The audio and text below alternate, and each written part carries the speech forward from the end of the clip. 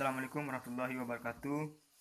Di sini saya Mr. Arifin. Di sini saya akan menjelaskan pelanggaran etika profesi. Di sini saya akan menjelaskan tiga judul dalam kasus pelanggaran etika profesi. Yang pertama yaitu kasus KAP Anderson dan Enron. Yang kedua yaitu kasus KPMG Sidarta dan Harsono. Dan yang ketiga yaitu kasus 9 KAP yang diduga melakukan kolusi dengan kliennya. Kembali ke judul yang pertama yaitu tentang kasus KAP Anderson dan Enron. Kasus KAP Anderson dan Enron ini di sini terungkap saat Enron mendaftarkan kebangkrutannya ke pengadilan pada tanggal 2 Desember 2001. Saat itu terdapat hutang perusahaan yang tidak dilaporkan, yang menyebabkan nilai investasi dan laba yang ditahan berkurang dan dalam jumlah yang sama. Sebelumnya kebangkrutan Enron terungkap. KAP Anderson mempertahankan Enron sebagai klien perusahaan dengan memanipulasi laporan keuangan dan penghancuran dokumen atas kebangkrutan Enron.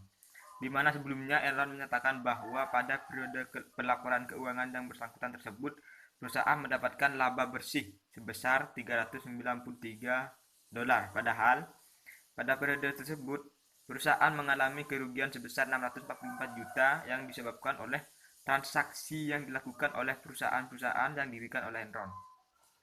Sini komentar saya yaitu kasus ini adalah sebuah pelanggaran etika profesi akuntansi dan prinsip etika profesi, yaitu berupa pelanggaran tanggung jawab yang salah satunya adalah memelihara kepercayaan masyarakat terhadap jasa profesional seorang akuntan. Pelanggaran prinsip kedua yaitu kepentingan publik. Pada kasus KAP Anderson dan Enron tersebut kurang dipegang kepercayaan masyarakat dan tanggung jawab yang tidak semata-mata hanya untuk kepentingan kliennya tetapi juga menitikberatkan pada kepentingan publik. Jadi seharusnya KAP Anderson dalam melakukan tugasnya sebagai akuntan harus melakukan tindakan berdasarkan etika profesi akuntansi dan prinsip etika profesi. Baik, lanjut ke kasus yang kedua yaitu kasus KPMG Sidarta dan Harsono. Pada tahun 2001 September, KPMG Sidarta dan Harsono harus menanggung malu. Kantor akuntan publik ternama ini terbukti menyogok aparat pajak di Indonesia sebesar 75.000 US dollar. Sebagai siasat diterbitkan faktur palsu untuk biaya jasa profesi KPMG yang harus dibayar kliennya. yaitu PT Eastman Christensen, anak perusahaan Baker Hughes Inc. yang tercatat di Bursa New York. Berkat aksi sogok ini, kewajiban pihak Eastman memang susut drastis. Dari semula 3,2 juta dolar US menjadi hanya 270.000 US dollar. Namun, penasihat anti suap Baker rupanya was-was dengan pola anak perusahaannya. Maka ketimbang menanggung resiko lebih besar, Baker melaporkan secara sukarela khusus ini dan memecat eksekutifnya, Badan Pengawas Pasar Modal AS, Amerika Serikat, Securities dan Exchange Commission, menjeratnya dengan Foreign Corrupt Practice Act, Undang-Undang Anti Korupsi buat perusahaan Amerika dan luar negeri. Akibatnya, hampir saja Baker dan KPMG terseret ke pengadilan distrik Texas. Namun, karena Baker mohon ampun, kasus ini akibat akhirnya diselesaikan di luar pengadilan. KPMG pun terselamatkan. Nah, adapun komentar saya di sini pada kasus tersebut, prinsip etika profesi yang dilanggar adalah tanggung jawab profesi, di mana seharusnya melakukan pertanggungjawaban sebagai profesional yang senantiasa menggunakan pertimbangan moral, profesional dalam setiap kegiatan yang dilakukannya. Selain itu, seharusnya tidak melanggar prinsip etika profesi yang kedua, yaitu kepentingan publik, yaitu dengan cara menghormati kepercayaan publik. Kemudian, tetap memelihara dan meningkatkan kepercayaan publik sesuai dengan prinsip integrasi. Seharusnya tidak melanggar juga prinsip objektivitas, yaitu dengan dimana setiap anggota harus menjaga objektifnya dan bebas dari benturan kepentingan dalam pemenuhan kewajiban profesionalnya. Yang ketiga yaitu kasus 9 KAP yang diduga melakukan kolusi dengan kliennya. Di Jakarta tanggal 19 April 2001 Indonesia Corruption Watch meminta pihak kepolisian mengusut 9 kantor akuntan publik yang berdasarkan laporan Badan Pengawasan Keuangan dan Pembangunan, yaitu BPKP. Diduga telah melakukan kolusi dengan pihak bank yang pernah diauditnya di antara tahun 1995 sampai 1997. Koordinator ICW, Teten Mas Diksti, kepada wartawan di Jakarta. Hasil audisi tersebut ternyata tidak sesuai dengan kenyataannya, sehingga akibatnya mayoritas bank-bank yang diaudit tersebut termasuk di antara bank-bank yang dibekukan kegiatan usahanya oleh pemerintah sekitar tahun 1999.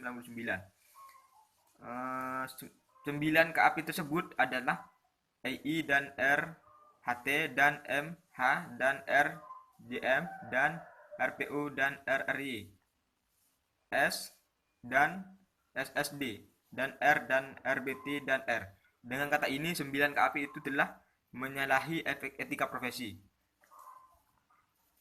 ICW menduga hasil laporan KAP itu bukan sekedar human error atau kesalahan dalam penulisan laporan keuangan yang tidak disengaja, tetapi kemungkinan ada berbagai penyimpangan dan pelanggaran yang dicoba ditutupi dengan melakukan rekayasa akuntansi. Teten juga menyangkakan Ditjen Lembaga Keuangan tidak melakukan tindakan administratif meskipun pihak BPKP telah menyampaikan laporannya. Karena itu kemudian ICW mengambil inisiatif untuk mengekspos laporan BPKP ini karena kesalahan 9 KAP itu tidak ringan. Jadi, kami mencurigai 9 KAP itu telah melanggar standar audit sehingga menghasilkan laporan yang menyesatkan masyarakat. Misalnya, mereka memberi laporan bank tersebut sehat ternyata dalam waktu singkat bangkrut. Ini merugikan masyarakat. Kita mengharap ada tindakan administratif dari Departemen Keuangan, misalnya mencabut izin kantor akuntan publik itu, tegasnya. Menurut Teten ICW juga sudah melaporkan tindakan dari ke-9 KAP tersebut kepada Majelis Kehormatan Ikatan Akuntan Indonesia atau IAI, dan sekaligus meminta supaya dilakukan tindakan etis terhadap anggotanya yang melanggar kode etik profesi akuntan. Di sini komentar saya yaitu pada kasus tersebut prinsip etika profesi yang dilanggar adalah tanggung jawab plurasi, di mana seharusnya melakukan pertanggungjawaban sebagai profesional yang senantiasa menggunakan pertimbangan moral dan profesional dalam kegiatan yang dilakukannya. Selain itu seharusnya tidak melanggar prinsip etika profesi yang kedua, yaitu kepentingan publik, yaitu dengan cara menghormati kepercayaan publik. Kemudian tetap memelihara dan meningkatkan kepercayaan publik sesuai dengan prinsip integritas. Solusinya seharusnya tidak melanggar juga prinsip objektivitas, yaitu di mana setiap anggota harus menjaga objektivitasnya dan beban dari benturan kepentingan dalam pemenuhan kewajiban profesionalnya, dan melanggar prinsip ke-8 yaitu standar teknis. Setiap anggota harus melaksanakan jasa profesionalnya sesuai dengan standar teknis dan standar profesional yang relevan. Sesuai dengan keahliannya, dengan berhati-hati, anggota mempunyai kewajiban untuk melaksanakan penugasan dari penerima jasa selama penugasan tersebut, sehingga sejalan dengan prinsip integritas dan objektivitas.